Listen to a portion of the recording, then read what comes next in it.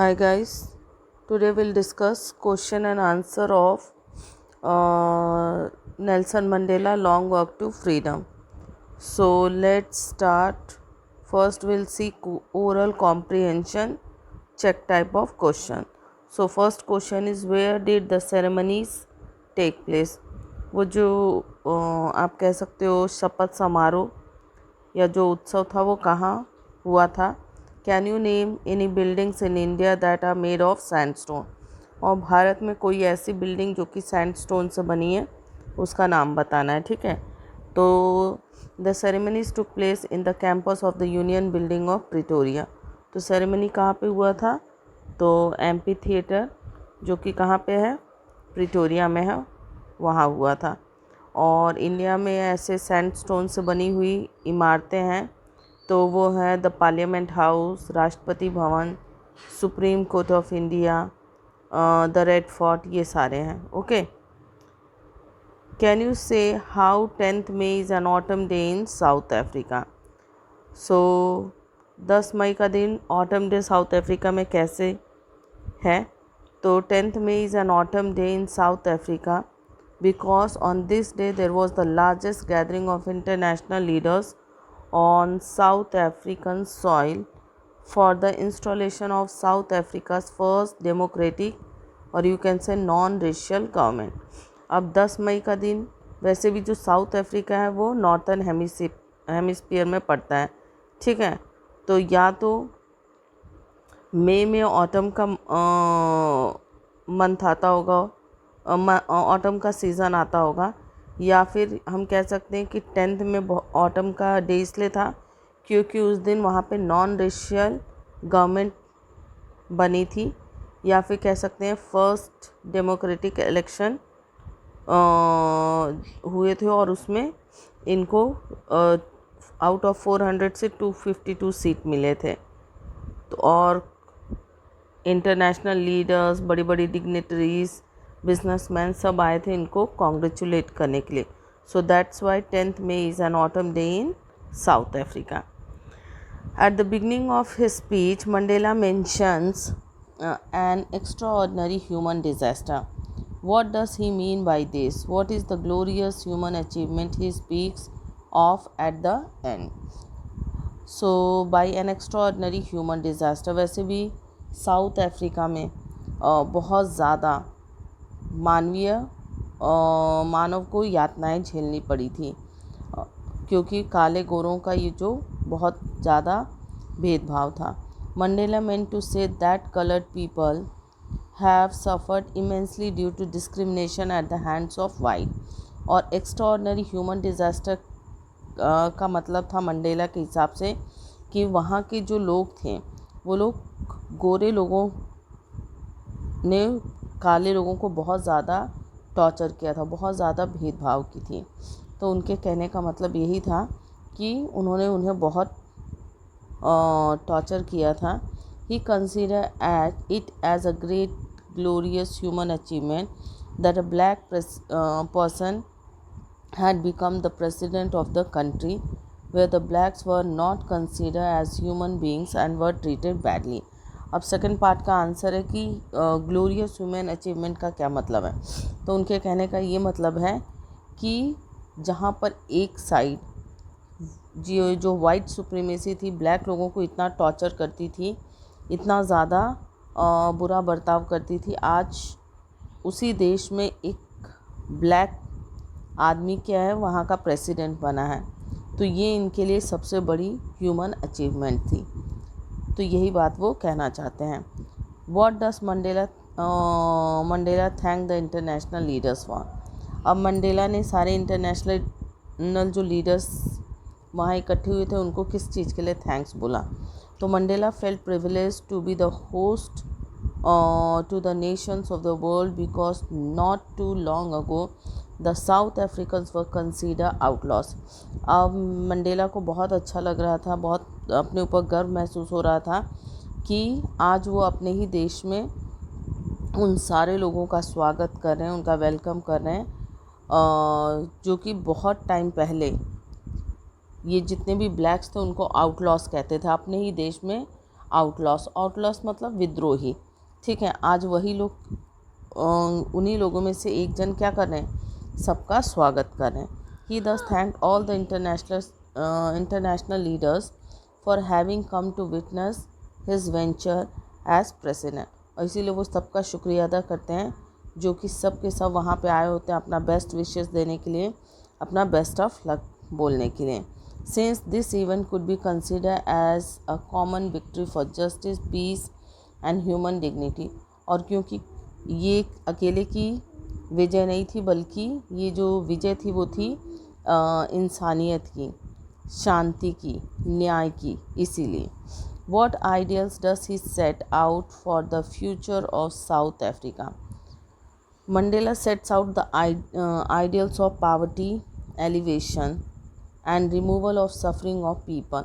अब मंडेला ने क्या किया है कि एक नई आशा की किरण जगाई। उन्होंने कहा है कि हम क्या करेंगे, गरीबी का उन्मूलन कर देंगे, यानी कि गरीबी को यहाँ से हटा देंगे, और जितना भी यहाँ के लोगों ने ये जो डिस्क्रिमिनेशन हुआ है, वो जितनी यातनाएं सही हैं, जितना सफ़र, जितना टॉर्चर सहा है, एक तो उसको हटा देंगे। उसके बाद औरत आदमी के बीच में जो भेदभाव है उसे हम क्या करेंगे, उससे हटा देंगे, और बाकी के जितने भी जेंडर गैप्स हैं और जेंडर डिस्क्रिमिनेशन है वो सब को उन्होंने कहा है कि फ्यूचर में हम इन सबको हटा देंगे। He also sets the ideal for a society where the world where there would be no discrimination based on gender or racial origin, और उन्होंने कहा है कि आने वाले समय में हम क्या करेंगे कि एक ऐसे समाज का निर्माण करेंगे जहाँ पे किसी तरीके का भेदभाव नहीं होगा, ना जेंडर के आधार पे और ना ही रंग के आधार पे। Okay, what do the military generals do? How has their attitude changed and why? Military generals ने क्या किया और उनके बर्ताव में ये चेंज कैसे आया और क्यों आया? तो the highest military generals of south Africa, defence force and police saluted Mandela and place their loyalty. अब एक टाइम था कि जितने भी पुलिस वाले थे, मिलिट्री वाले थे, वो मंडेला को क्या करते थे, अरेस्ट करते थे। Why? Because he was an outlaw.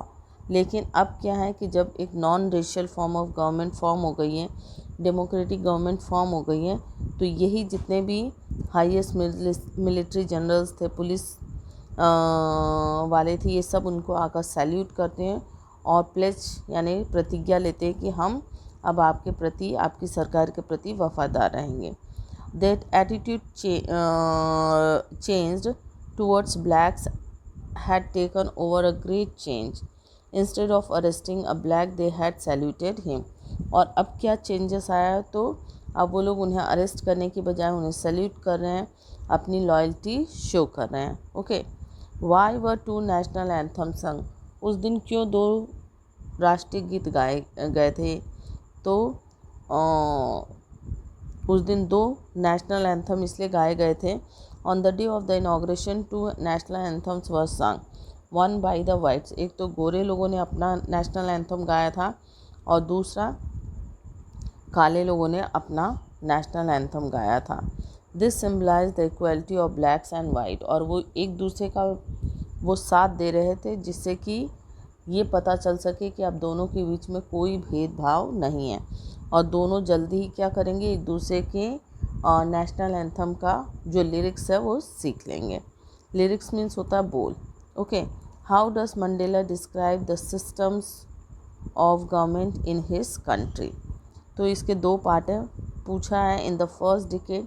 First decade का मतलब है 1910 के अंदर, in the final decade of the 20th century, और फाइनल डिकेड का मतलब है 1990 के बाद। ओके, तो Mandela describe the system of government in his country. तो पहला है कि in the first decade, first decade में उन्होंने क्या डिस्क्राइब किया है, तो in the first decade of the 20th century, the white-skinned people of South Africa passed up their difference and erected a system of racial domination against the dark-skinned people of their own land. अब पहले starting के 10 सालों में उन्होंने क्या किया, तो ये जितने भी गोरे लोग थे, इन लोगों ने क्या किया था कि काले लोगों से भेदभाव करना शुरू कर दिया और एक नए सिस्टम को जन्म दिया जिसका नाम था अपार्थाइड, जो कि अपने ही धरती पर, काले लोगों की धरती पर उन्हीं के साथ भेदभाव और अमानवीय व्यवहार किया जाता था, thus creating the basis of one of the hardest and most inhuman societies the world had ever known। और कह सकते हैं कि उन्हें बहुत ज़्यादा मानवीय यातनाएं और टॉर्चर किया, जो कि इस संसार में क्या है, बहुत ही इनह्यूमन एक्ट है। और लास्ट की अगर फाइनल डिकेड की हम बात करते हैं 1990 के बाद, तो in the final decade of 20th century क्या हुआ था, the previous system had been overturn. Overturn का यहाँ पे मतलब है एबॉलिश्ड, ठीक है। तो जो पुराना वाला सिस्टम जो कि अब तक चलता आ रहा था वो एबॉलिश्ड यानी कि हट गया था हमेशा के लिए। फॉर एवर मीन्स हमेशा के लिए। Replaced by one that recognise the rights and freedom of all people regardless of colour of their skin. और इसका मतलब है कि अब एक नया सिस्टम यानी कि non racial form of government का बना। इसका मतलब है कि अब कोई भी जाति रंग के आधार पर किसी के साथ भी कोई भेदभाव नहीं किया जाएगा, बल्कि कानून की नज़र में, मानवता की नज़र में सब बराबर हैं। Now next question will see, what does courage mean to Mandela. Mandela के हिसाब से साहस क्या है।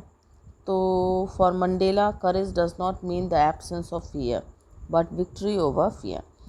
तो मंडेला के हिसाब से हिम्मत, साहस का मतलब ये नहीं कि हमें डर नहीं लगता, बल्कि साहस का मतलब ये है कि जब हम अपने डर पे काबू पा लें।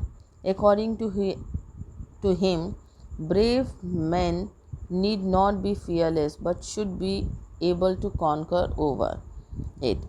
तो उनके हिसाब से ब्रेव आदमी वो है जो ये नहीं कहता है कि उसे डर नहीं लगता, बल्कि जब वो उस डर पे विजय पा लेता है, जब उस डर को अपने वश में कर लेता है, तब उसे हम कहते हैं कि वो साहसी है, हिम्मती है।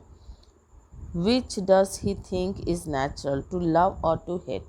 अकॉर्डिंग टू मंडेला क्या नेचुरल है, यानी कि क्या प्राकृतिक रूप से है, लव या हेट। तो अकॉर्डिंग टू मंडेला जो नेचुरली है वो है लव, हेट नहीं है। Now next question you see, what twin obligation does Mandela mention? This question is very important। आपका जो ये वाला क्वेश्चन है वो what twin obligation, तो ये आपके एग्ज़ाम पॉइंट ऑफ व्यू से बहुत ही क्रूशियल है। तो Mandela means that every man has twin obligation. तो मंडेला के हिसाब से हर एक इंसान के दोहरे कर्तव्य होते हैं। The first is to his family, parents, wife and children. पहला होता है कर्तव्य अपने परिवार, अपने माता पिता, अपनी वाइफ, अपने बच्चों के प्रति। The second obligation is to his people, his community and his country. और दूसरा कर्तव्य होता है अपने लोगों, अपने समाज और अपने देश के प्रति। Okay, now next question you see, what did being free mean to Mandela as a boy and as a student. How does he contrast these transitory freedoms with the basic and honorable freedoms। तो यहाँ पूछा गया है कि जब वो एक लड़के थे और एक स्टूडेंट थे तो उनके लिए फ्रीडम का क्या मायने था, क्या मतलब था, और किस तरीके से एक रेस्पेक्टेबल फ्रीडम, एक बेसिक फ्रीडम और एक ट्रांजिटिव फ्रीडम में यहाँ पे कंट्रास्ट है। So like any other boy freedom for Mandela meant. पहला वाला देखते हैं कि एज अ बॉय फ्रीडम का क्या मतलब है। तो जैसे किसी भी लड़के के लिए फ्रीडम का मतलब होता है, वैसे ही मंडेला के लिए भी था। जैसे कि मेकिंग मेरी and enjoying a blissful life, खुश रहना, अपनी लाइफ को एंजॉय करना, पहला तो उनके लिए यही फ्रीडम था। He was free to run near his fields in his mother's hut. और दूसरा पॉइंट ये है कि उनके लिए फ्रीडम का मायने था कि अपनी माँ के खेत, अपनी माँ की झोपड़ी के आसपास जितना चाहे उतना वो दौड़ सकते हैं। तीसरा पॉइंट था swim in the clear stream that ran through his village. उनके गांव में जो नदी बहती है उसमें वो तैर सकें। आज़ादी का मतलब एक लड़के के रूप में उनके लिए यही था। His sense of freedom was limited to his other enjoyment. और उनके लिए ये जो फ्रीडम था वो लिमिटेड था उस वक्त। उन्हें असली फ्रीडम का मायने क्या होता है नहीं पता था। As long as he obeyed his father and abided by customs of his tribe. उनके हिसाब से फ्रीडम का मतलब ये था कि वो अपने पापा का कहना माने, उनकी आज्ञा का पालन करें और अबाइडेड अपनी कबीले की जो रूल्स रेगुलेशन है उसको फॉलो करें। His freedom wasn't restricted by the loss of man और गॉड। और उस वक्त उनका जो फ्रीडम था ना तो भगवान के नियम कानून या फिर मानव के नियम कानून के हिसाब से प्रतिबंधित था। ठीक है। He learn that his boyhood freedom was an illusion. लेकिन जब वो धीरे धीरे बड़े हुए, समाज में घुलने मिलने लगे, तब उन्हें समझ में आया कि जो उनके लड़कपन का जो फ्रीडम था वो उनके लिए एक छलावा है, एक दिखावा है। Once a person becomes an adult then antics of childhood look transitory because most of the childish activity is wasteful from an adult's perspective.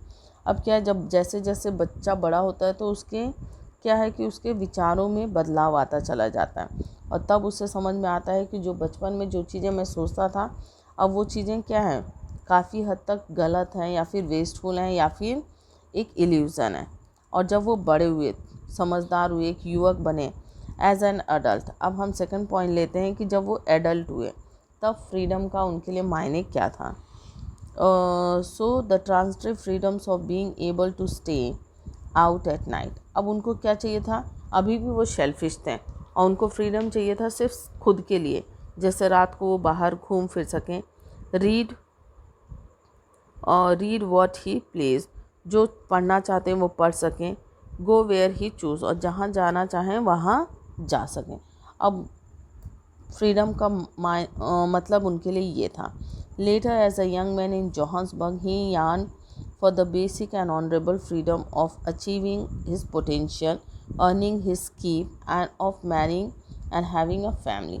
और जब और थोड़ा वो बड़े हुए और जोहान्सबर्ग में जब रहते थे तो उनके यान मीन्स डिज़ायर, तो उनके मन में और इच्छाएं हुई, जागृत हुई, जैसे कि वो जितना कमाते हैं अपने पास रख सकें, अपनी मेहनत का फल खुद एंजॉय करें, जिससे चाहें उससे वो शादी कर सकें, अपनी फैमिली बसा सकें। ठीक है।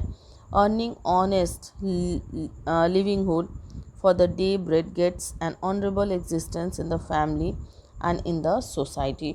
और मान सम्मान के साथ इस समाज में वो अपना जीवन यापन कर सकें। ठीक है। तो दोनों में क्या है कि जब बच्चे थे तब उनके मन में फ्रीडम का मतलब क्या था, और जब बड़े हुए थे यानी कि यंग मैन थे तब उनके मन में उनकी फ्रीडम के प्रति क्या भावनाएं थी। Now let's see next question. Does Mandela think the oppressor is free, why not. अब यहाँ मंडेला कहते हैं कि क्या मंडेला के हिसाब से जो ऑपरेशर है यानी जो कि दूसरों को कैद करके रखता है, टॉर्चर करता है, क्या वो फ्री है। तो Mandela does not feel that the oppressor is free. अब यहाँ पे उनका कहने का मतलब है कि ऑपरेशर फ्री नहीं है, वो भी बंधा हुआ है, बेड़ियों में जकड़ा हुआ है। Because according to him an oppressor is a prisoner of hatred, क्योंकि उनके हिसाब से वो जो ऑपरेशर है वो खुद की ही नज़रों में, खुद की ही बेड़ियों में, अपनी संकीर्ण विचारों में जकड़ा हुआ है। Who is locked behind the bars of prejudice and narrow mindedness. अगर वो खुले विचार का रहता, अगर वो समझदार रहता तो वो ऐसी हरकत ही नहीं करता। इसलिए वो क्या है, बहुत ही कंजर्वेटिव माइंड है, बहुत ही ऑर्थोडॉक्स टाइप का है, बहुत ही नैरो माइंडेडनेस है। He feels that both the oppressor and the oppressed are robbed of their humanity. और इसीलिए उनको लगता है कि दोनों ही जो दूसरे की फ्रीडम को छीनता है और जिसका छीना गया है, दोनों ही क्या है कि इस मानवता के प्रति मानवता का हनन करते हैं। ठीक है। Now let's see next question. As a boy Mandela did not have a hunger for freedom. जब वो छोटे थे तो उन्हें आज़ादी की कोई भूख नहीं थी। Because he thought that he was born free, क्योंकि उन्हें लगता था कि वो आज़ाद पैदा हुए हैं। He believe that as long as he obeyed his father and abided by the custom of his tribe. He was free in every possible manner. He had certain needs as a teenager and certain needs as a young man. और ये सारा points हम already discuss कर चुके हैं.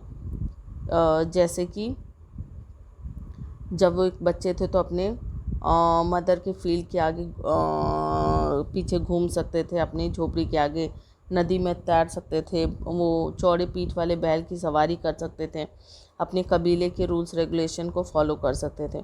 और जैसे जैसे फिर वो बड़े हो गए, कॉलेज स्टूडेंट लाइफ बने, कॉलेज लाइफ में गए, तो उन्हें फ्रीडम सिर्फ अपने लिए चाहिए थी. जैसे जहाँ चाहें घूम सके, रात को बाहर जा सकें, जो चाहे पढ़ सकें. फिर जब और समझदार हुए तो उनके मन में आया कि जिससे चाहे वो शादी कर सकते हैं, अपनी फैमिली बसा सकते हैं, अपनी अर्निंग्स को अपने पास रख सकते हैं. तो ये सारी फ्रीडम्स उनको चाहिए थी. लेकिन फिर बाद में क्या हुआ कि उन्हें पता चला कि मेरे जैसे काले लोग क्या हैं, बेड़ियों में जकड़े हुए हैं, और इसीलिए अगर मुझे थोड़ी बहुत फ्रीडम मिल भी जाती है तो इसका मतलब है कि वो फ्रीडम नहीं है. But the freedom of all blacks, उनको क्या चाहिए था, अब सारे काले लोगों की फ्रीडम चाहिए थी. It is after attaining this understanding that he develops a hunger for the freedom of his people. और इसीलिए इन्हीं सब चीज़ों की वजह से जब उनके अंदर ये समझ आए, तब अब उनकी भूख क्या हो गई कि सारे काले लोगों की अब उन्हें फ्रीडम चाहिए थी. यानी कि ये जो रेशियल डिस्क्रिमिनेशन था, इसका एबॉलिश करना चाहते थे. How did Mandela's hunger for freedom change his life? Same question है. Mandela realised in his youth that it was not just his freedom that was being कटेड.